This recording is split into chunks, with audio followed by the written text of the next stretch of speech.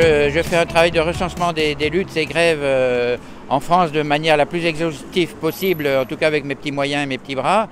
parce que je le fais à partir de ce que publie la presse ou à partir des publications syndicales. Donc ça donne une petite idée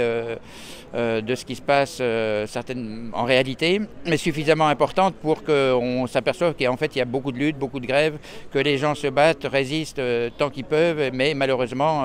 de manière relativement silencieuse ou invisible et isolée, c'est-à-dire dispersée, sans avoir connaissance même,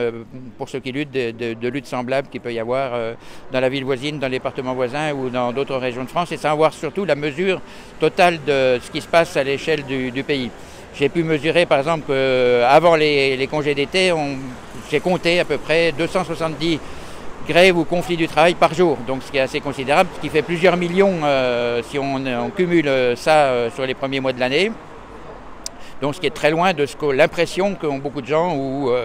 qui pensent, ou de militants qui pensent qu'en fait il ne se passe pas grand-chose, que les gens se laissent faire, c'est le contraire. Ils se battent mais de manière dispersée, tout le problème. Donc je fais ça aussi pour donner l'envie, le goût de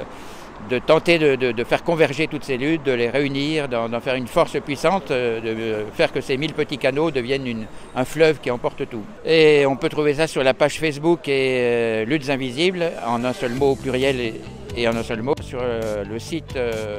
du Front Social, où ça sera une des rubriques du site du Front Social, donc toujours sous le titre de Luttes Invisibles.